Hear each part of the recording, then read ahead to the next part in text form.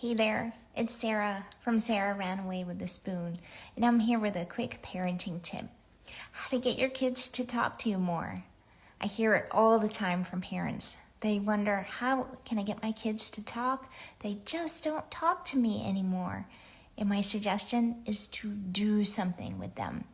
Grab a soccer ball and kick it on the front yard, go see a play, take a walk, or join them in the kitchen and bake or cook something together.